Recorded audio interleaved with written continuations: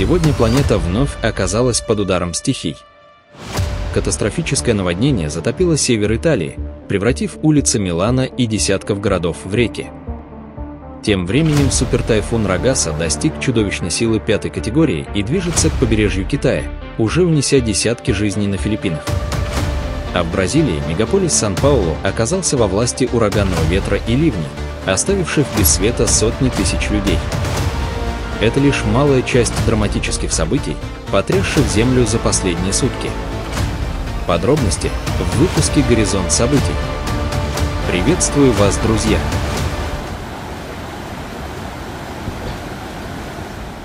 Сильные ливни обрушились на итальянский регион Ломбардия, вызвав катастрофическое наводнение. За 7-12 часов в ряде районов выпало более 100 мм осадков, а местами до 260, с пиковыми значениями до 414 мм в провинциях Комо, Монца и Брианца. Под удар стихии попали Милан и его северные пригороды, включая Меди, где наводнение привело к эвакуациям и хаосу на дорогах. Переполненные реки вышли из берегов, затопив улицы, железнодорожные пути и дома. Под водой оказались подвалы и даже 3 школы, одну из которых пришлось эвакуировать. Мэр Меди Лука Сантамброджа назвал ситуацию апокалиптической и хуже, чем в 2014 году. Вода хлынула на улицы, унося десятки автомобилей, затопила железнодорожную станцию Меди, превратив ее в канал и парализовав железнодорожное сообщение. Из-за высокого уровня воды в Милане не вышел на маршрут и речной трамвай. В соседних Монце и Брианце эвакуировали десятки жителей, включая пенсионеров и семьи с детьми. Пожарные провели свыше 650 спасательных операций по Ломбардии, задействовав для этого более 200 человек и подкрепление из Венето. К вечеру ситуация начала стабилизироваться, уровень воды пошел на спад, но часть ключевых автодорог остается закрытой. Власти региона объявили чрезвычайную ситуацию.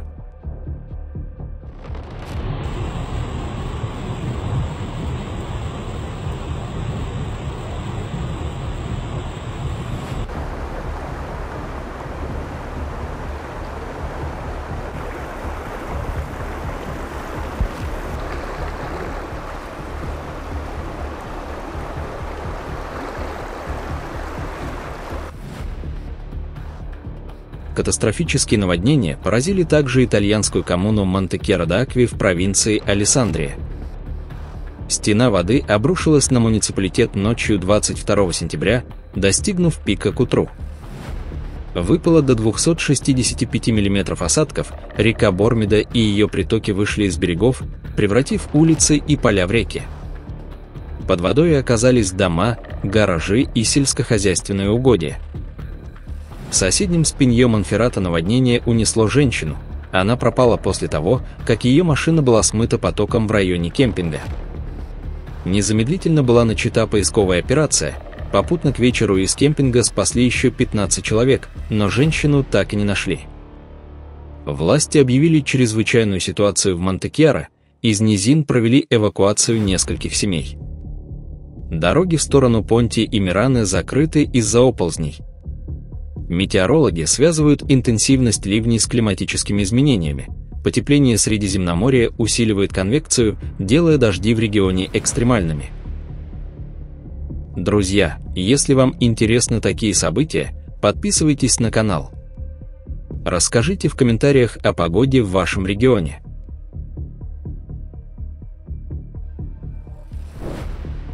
Супертайфун Рагаса, достигший беспрецедентной интенсивности 5-й категории, стремительно приближается к побережью китайской провинции Гуандун. С устойчивыми ветрами до 290 км в час и минимальным давлением в центре 905 миллибар, этот тайфун стал одним из самых мощных тропических циклонов в истории Тихоокеанского бассейна, приближаясь к верхним пределам того, что способна произвести атмосфера Земли. Вчера тайфун обрушился на филиппинский архипелаг, нанеся серьезный ущерб острову Лусон. По данным Национального совета по управлению рисками и катастрофами, жертвами стал 21 человек, 22 получили ранения, а еще 26 числятся пропавшими. Более 71 600 жителей были эвакуированы, свыше 12 тысяч домов пострадали от наводнений и ветров силой до 17 баллов по шкале Бафорта. После прохождения Филиппин Рогаса вошел в Южно-Китайское море, сохраняя свою экстремальную силу благодаря теплым водам и низкому сдвигу ветра. Тайфун диаметром около 800 км достиг пика интенсивности с порывами ветра до 350 км в час. Согласно прогнозам, Рогаса обрушится на побережье провинции Гуандун уже завтра. Это станет самым мощным тайфуном, поразившим регион за последние десятилетия.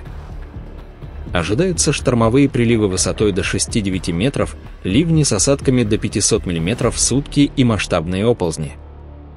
Власти Китая ввели высший уровень тревоги. В провинции Гуандун с 24 сентября будет приостановлено движение высокоскоростных поездов, закрыты аэропорты в Чжухае и Шэньчжэне, а также школы и предприятия. Уже эвакуировано более 500 тысяч человек, а 80 тысяч рыболовных судов получили приказ укрыться в портах.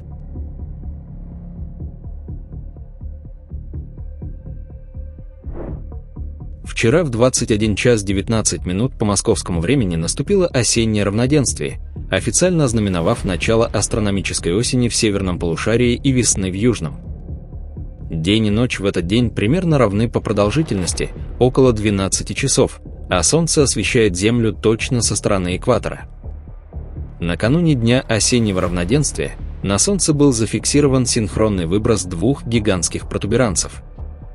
Редкое и красивое событие началось около 22 часов 30 минут по московскому времени одновременно с максимальной фазой солнечного затмения, наблюдавшегося в этот момент в южном полушарии Земли. Зарегистрированные размеры каждого из протуберанцев составили около 1 миллиона километров, что примерно в 70 раз больше размера Земли. Оба плазменных сгустка прошли мимо планетных орбит, один выше, второй ниже плоскости эклиптики. Космическая обсерватория солнечной динамики, работающая на околоземной орбите на высоте около 35 тысяч километров, прислала из космоса снимки прошедшего солнечного затмения. В отсутствие искажений атмосферы и рассеянного света, Луна выглядит из космоса как идеальный черный диск, настолько ровный, что даже трудно поверить, что это реальное физическое тело. 3 вагона электрички, следовавшие по маршруту Краснодар-1-Новоминская, загорелись между станицами Новоминская и Стародеревянковская.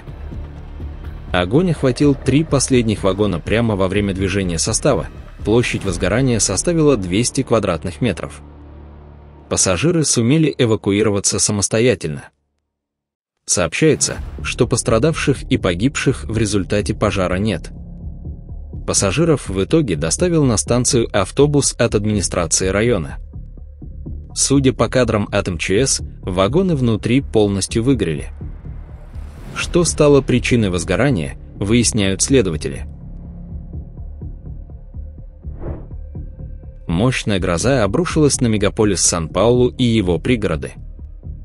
Гроза началась во второй половине дня, когда холодный фронт столкнулся с теплым воздухом, вызвав экстремальный ливень, принесший осадки до 50 мм в час и порывы ветра, достигавшие 100 км в час. В отдельных районах возникли подтопления. В центре города, в районе Арасатуба, порывы ветра сорвали 2 огромных резервуара для воды объемом по 10-15 тысяч литров каждый с 15-этажного строящегося жилого комплекса. Емкости рухнули на улицу, повредив припаркованные автомобили и фонарные столбы. По всему городу повалены сотни деревьев, сорваны крыши с более чем 200 зданий. В аэропорту Конгониес скорость ветра достигала 87 км в час, из-за чего все полеты были приостановлены. Из-за повреждения линий электропередачи 525 тысяч клиентов остались без электроснабжения. В соседней Кажамаре без света остались 92% потребителей. В результате разгула стихии пострадали свыше 50 человек, но обошлось без жертв. Мэр Сан-Паулу Рикардо Нунес объявил в регионе чрезвычайную ситуацию.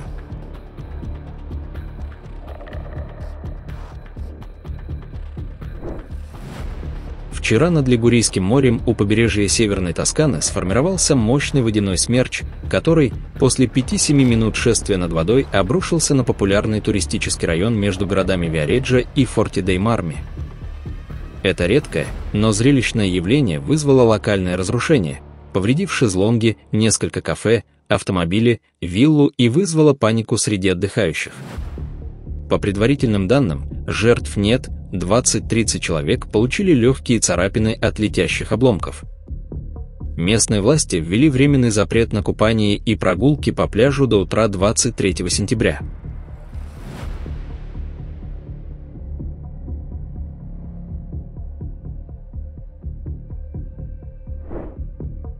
Северные регионы Ирана, особенно провинция Гилян у Каспийского моря, столкнулись с аномально интенсивными осадками.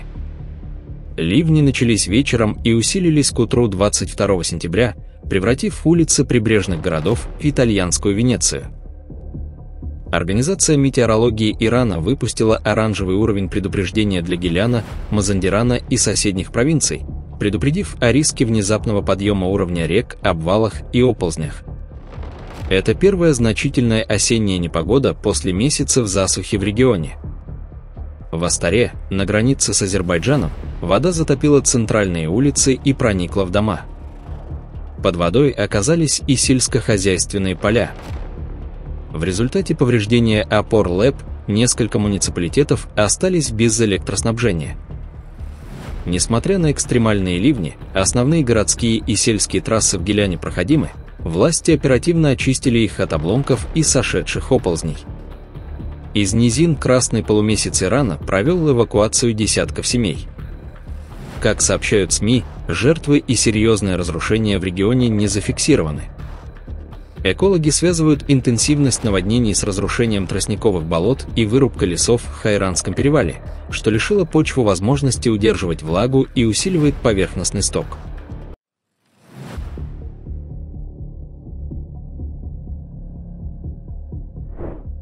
Сильная гроза обрушилась на город Сангер в округе Дентон, в штате Техас, принеся с собой крупный град диаметром до 5 сантиметров и порывы ветра до 105 км в час.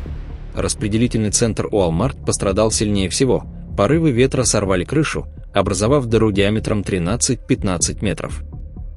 Рядом, на складе из-за сильного ветра обрушились стены. Непогода также повалила деревья, трейлеры на паркинге, отключила электричество для тысяч жителей и вызвала локальные подтопления. На шоссе 35 порывы ветра перевернули несколько грузовиков, полностью до вечера заблокировав движение. К сожалению, не обошлось без жертв. Одна женщина получила серьезные травмы и скончалась в госпитале.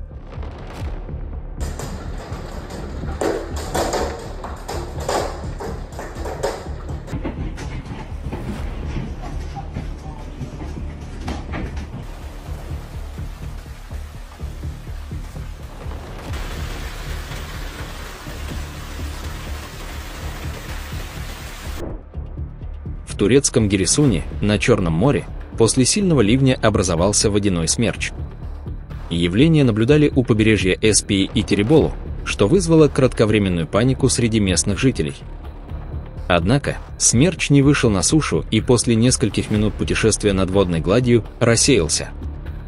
Метеорологи Государственной метеорологической службы Турции предупреждают о возможных повторных дождях и резких погодных изменениях в регионе, рекомендуя населению соблюдать осторожность и избегать прибрежных зон.